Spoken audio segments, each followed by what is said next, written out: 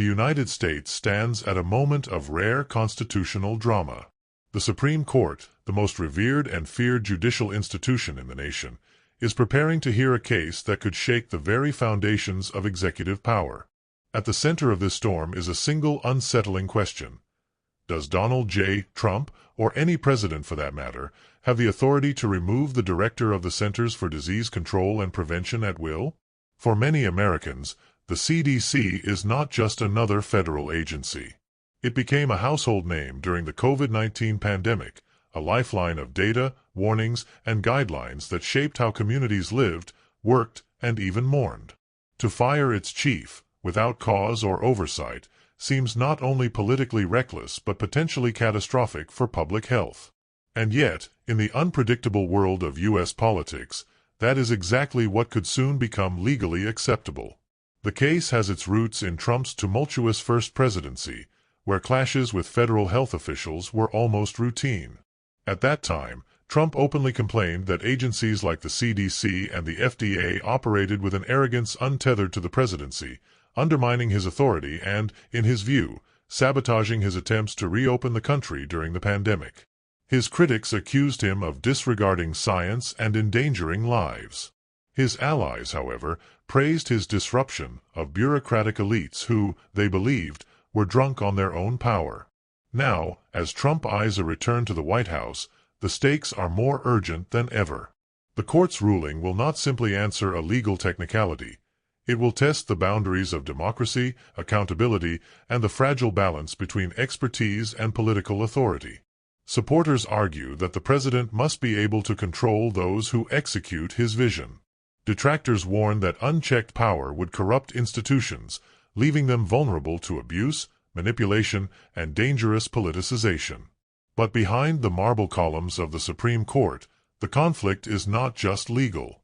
It carries a theater of personalities, ideologies, and intense secrecy. Justices who normally avoid the spotlight now find themselves portrayed as referees in a battle between populism and governance, between charisma and competence, between one man's will and an institution's independence. Inside Washington, the atmosphere feels electric, almost cinematic.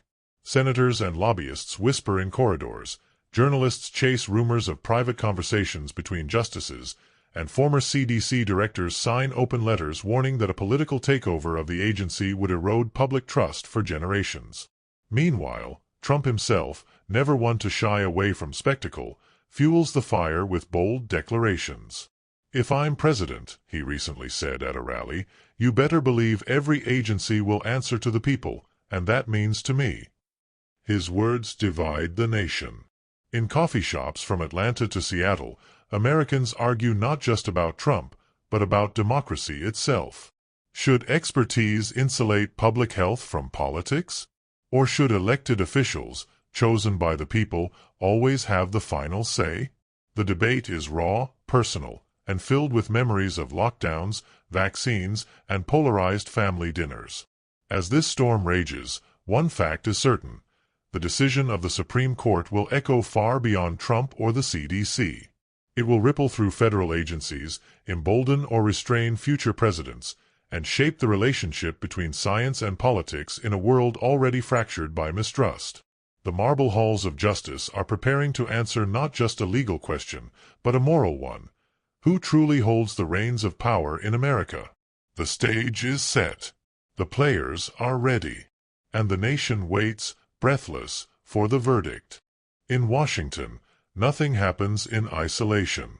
What might seem like a question of law is, more often than not, a battle of politics wearing the mask of constitutionality.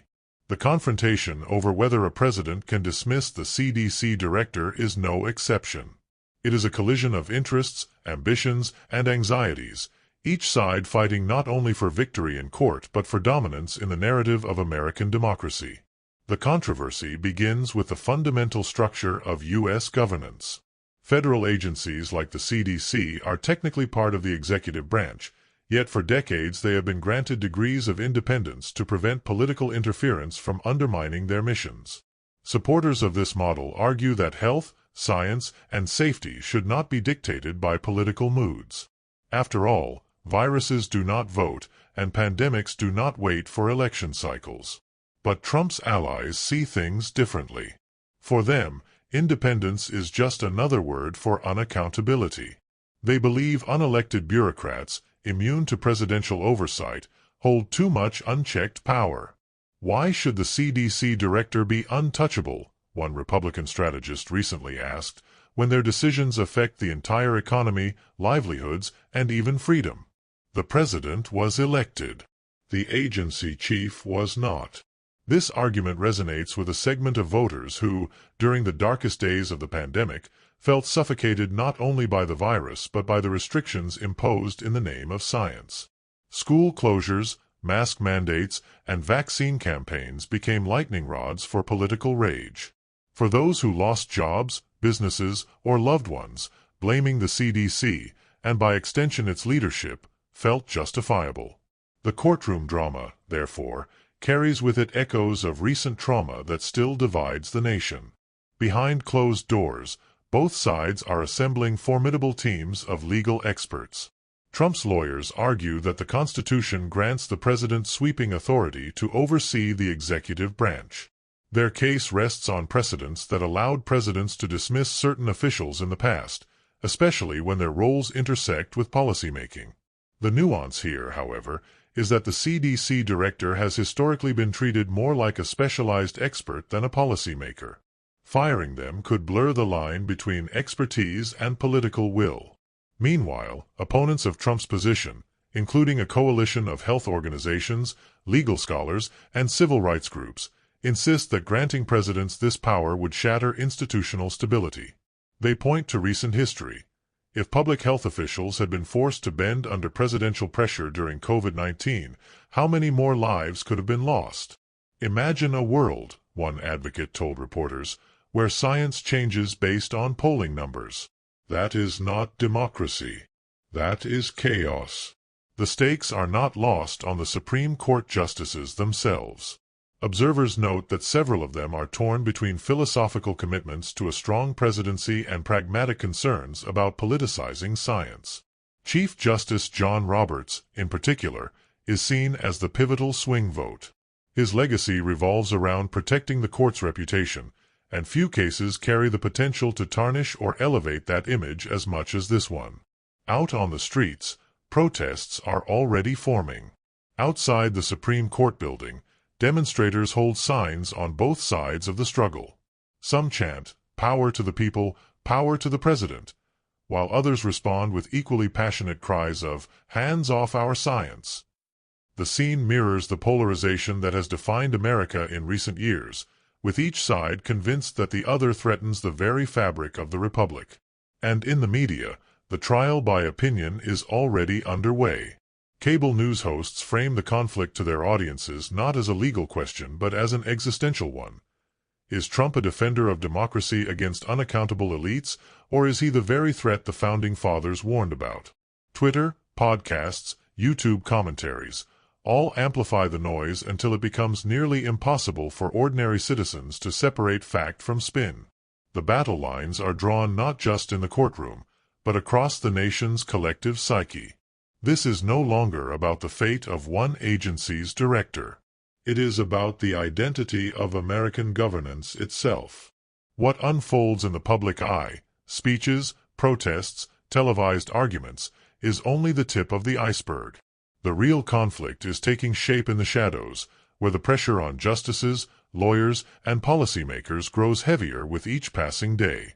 In Washington, what is not said publicly often matters more than what is shouted from podiums. Within the grand but secretive chambers of the Supreme Court, clerks whisper about the extraordinary weight of the case. They work late into the night, combing through decades of precedents, dissecting arcane constitutional arguments, and drafting memos that could sway the opinions of the very people who hold America's fate in their hands. Every word, every comma in these documents has the power to alter the trajectory of history.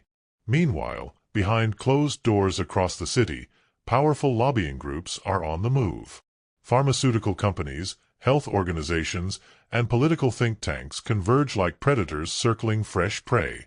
Their interest goes far beyond the CDC itself. Billions of dollars are tied to federal contracts, vaccine development, and public health campaigns. If the top of the CDC can be controlled by political whim, the entire industry stands to be reshaped. Powerful donors on both sides of the spectrum know this, and their wallets are open wide. And then there is the media. While most Americans see only headlines, in Washington the influence of press coverage cannot be underestimated. Certain outlets are rumored to have insider sources leaking private details about discussions among justices, details that, if true, could violate the court's sanctity. Yet, in this hyper-partisan moment, lines blur easily between fact, speculation, and intentional misinformation. One viral article suggesting Justice Roberts leaned toward restraining presidential power sparked a storm of commentary and even threats from extremist groups. The political branches of government are equally entangled. In the Senate, quiet meetings are held where staffers calculate not only the legal implications of the ruling but the electoral ones. If Trump regains power with the legal green light to control the CDC, would voters see it as efficiency or authoritarianism? For Democrats, the case is framed as a defense of science and democracy. For Republicans, it is an issue of accountability and presidential prerogative. Both parties, predictably, are fundraising off the drama. Even within the CDC itself, the anxiety is palpable. Current officials, though silent in the press to avoid appearing partisan, privately fear for their independence. Leaked reports suggest internal discussions about possible resignations en masse should the Supreme Court favor Trump's stance. Employees worry their life's work, shielding Americans from outbreaks of Ebola, Zika, or novel coronaviruses, could soon be second-guessed or reversed for political gain. And yet, amid the chaos, stories of resilience emerge. Former directors, spanning both Democratic and Republican administrations, join forces, publishing op-eds and appearing in interviews to warn against politicization of health. Some have even met privately with moderate senators, in hopes of influencing the climate around the court. This unusual coalition, made up of individuals who once disagreed sharply on policy, finds unity in the belief that science must remain above politics. But the whispers grow darker still. Some insiders suggest that foreign interests may also have a stake in the outcome. If the CDC's credibility collapses, global health leadership would shift, perhaps toward rivals eager to claim moral and scientific superiority on the world stage. Russia and China, in particular, watch with quiet intensity, ready to capitalize on America weakening its own institutions.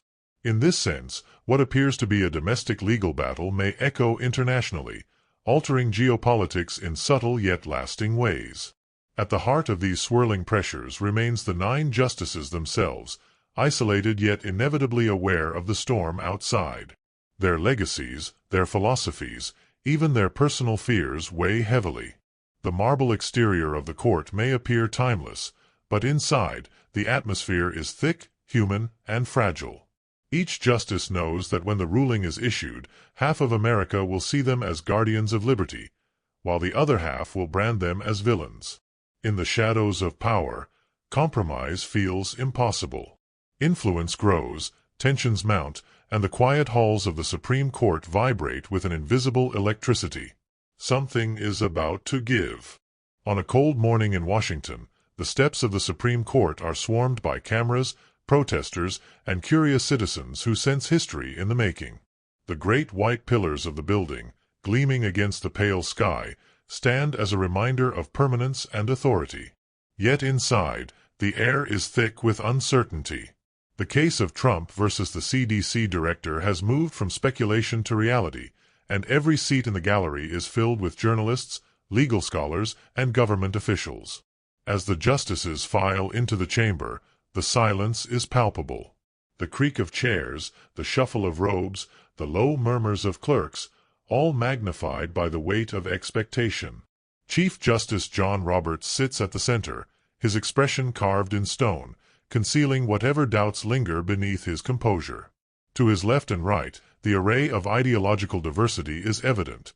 Some justices visibly stern, others calm, one or two with eyes that betray curiosity. The opening arguments begin with Trump's legal team. Their lead attorney, a sharp orator with decades of experience in constitutional battles, strides to the podium.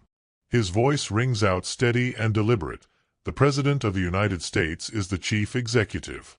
Under Article 2 of the Constitution, he is vested with the authority to oversee, direct, and, yes, if necessary, remove those who serve within the executive branch. The director of the CDC is no exception. Republican lawmakers watching from the gallery nod approvingly. The attorney cites historical precedents, landmark cases that affirmed presidential control over federal officials, weaving a narrative of continuity and necessity. He paints the picture of a strong presidency, one capable of responding to crises without being handcuffed by unelected bureaucrats.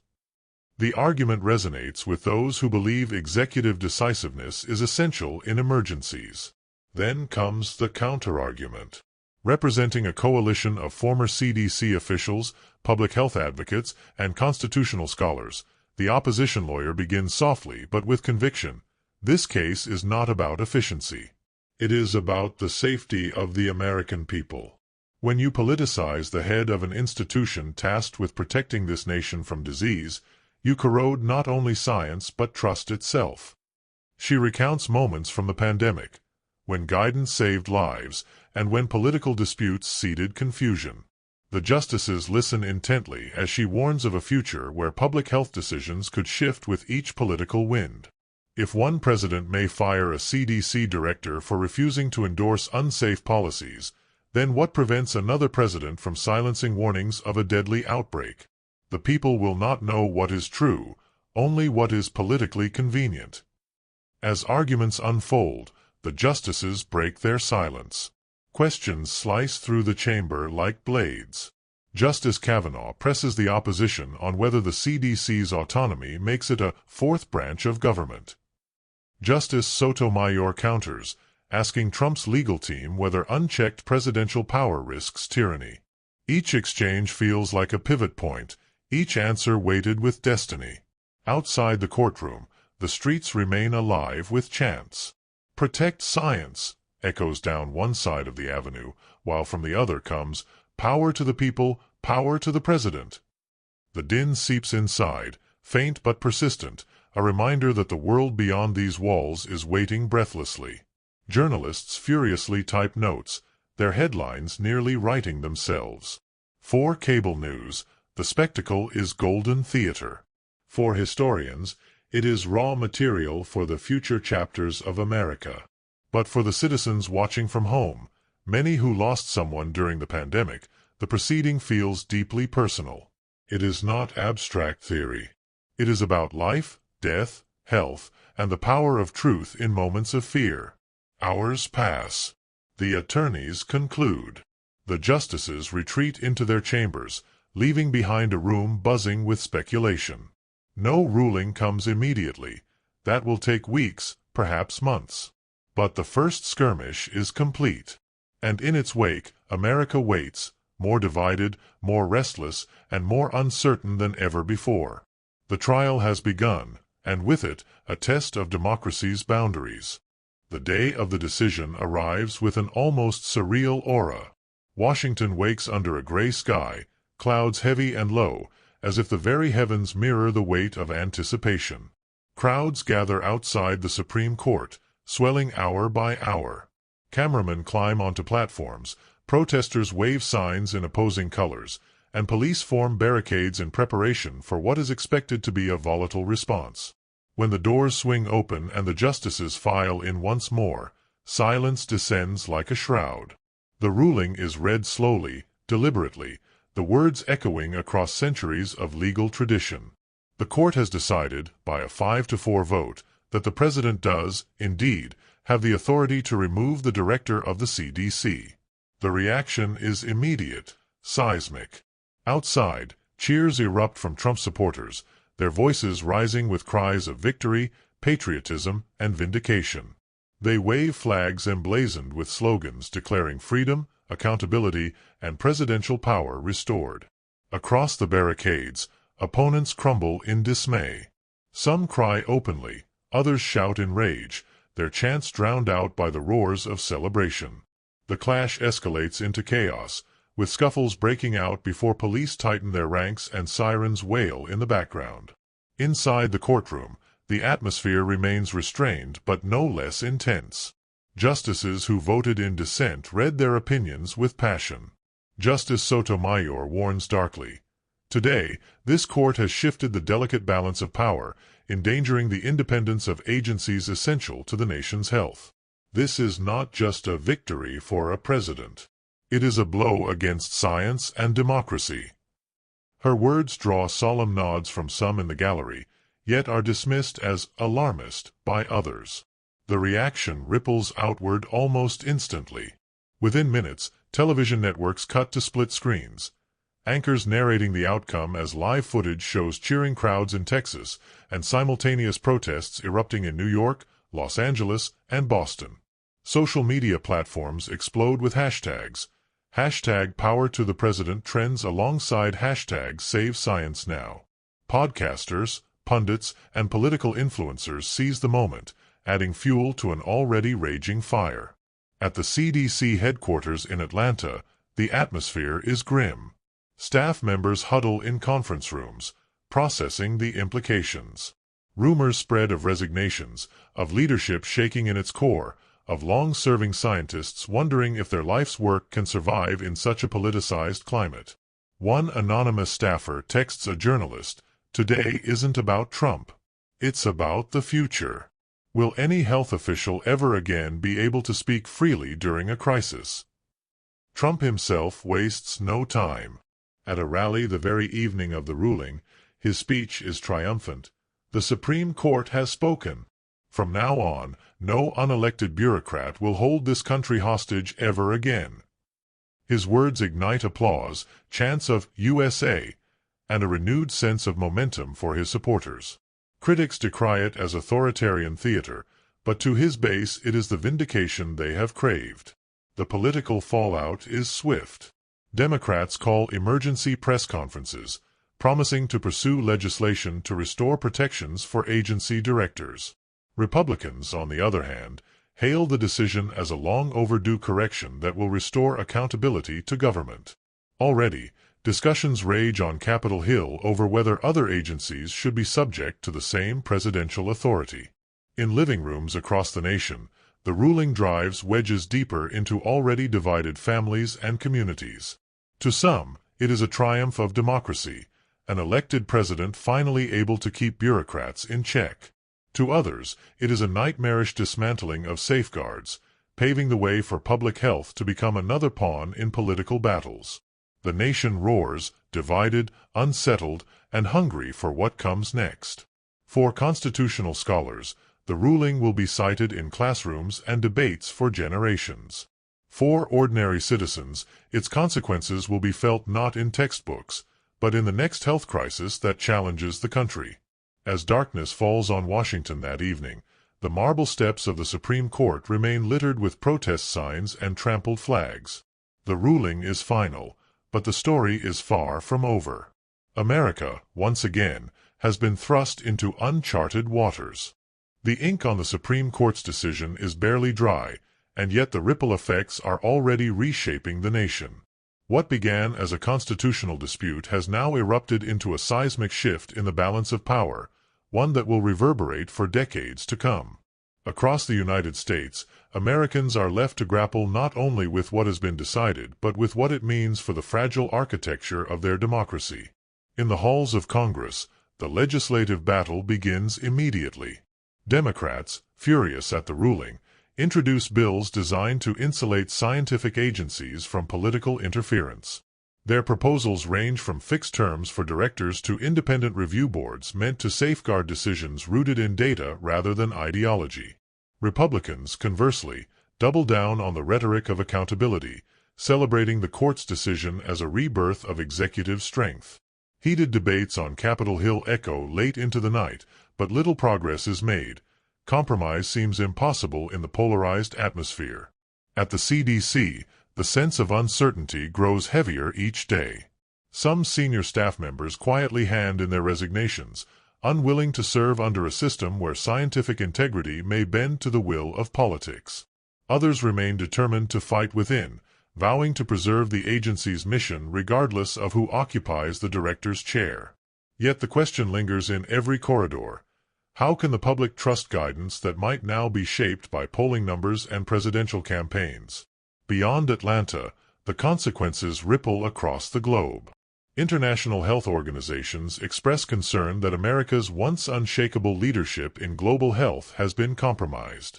Allies in Europe and Asia wonder aloud whether they can rely on U.S. expertise during the next pandemic, or whether political decisions will distort the science. Foreign adversaries quietly celebrate, framing the ruling as proof that American democracy is eroding from within. Ordinary Americans, meanwhile, live with the very real and personal consequences of the court's decision. For some, the ruling affirms their belief that democracy means leaders, even of agencies, must answer to elected officials. For others, it sparks dread, the fear that in the next health crisis, warnings will be silenced, data manipulated, and lives put at risk for political expediency. Families argue at dinner tables, communities clash in town halls, and citizens turn increasingly to media outlets that confirm their own biases, deepening the divide. The justices themselves retreat into obscurity, bound by tradition not to defend their votes outside of written opinions. But history will not allow them silence. Scholars, journalists, and future generations will analyze their words endlessly, debating whether they defended the Constitution or distorted it. Chief Justice Roberts, who sided with the majority, finds his legacy now inseparably tied to this moment, a decision that has pleased some and horrified others, but that no one will forget. Donald Trump, emboldened by victory, moves swiftly. His campaign rallies take on a new energy, each one punctuated with cheers for the decision. "We took back our government," he proclaims, "and put it where it belongs, with the people." His supporters roar in approval, convinced that the era of bureaucratic tyranny has ended. Yet beneath the spectacle, concern grows that other agencies, like the FDA, EPA, or even the Federal Reserve, could be next in line for direct presidential control. For now, the CDC remains the flashpoint. Riots, though contained, flare in major cities as both sides take to the streets once more. Police brace for further unrest, knowing that anger does not dissolve with a single ruling. America is not just divided, it is fractured, with deep scars that may take generations to heal. And still, the looming question persists: what happens when the next crisis strikes? Whether it is a deadly virus, a bioterror threat, or some entirely unforeseen health emergency, the nation's response will now unfold under a new paradigm, one where science and politics are fused in dangerous proximity. The verdict may have clarified the law, but it has only deepened the uncertainty of the future. As night falls, the Supreme Court stands silent, its marble walls glowing faintly under streetlights. The building appears timeless, but inside its decisions have reshaped the present and cast a long, uncertain shadow over the future. America stands on the edge of a new chapter, its institutions tested, its people divided, its destiny unresolved. The question is no longer whether the president may fire the CDC's leader. The question is whether the nation, in granting that power, has stepped closer to strength or to peril.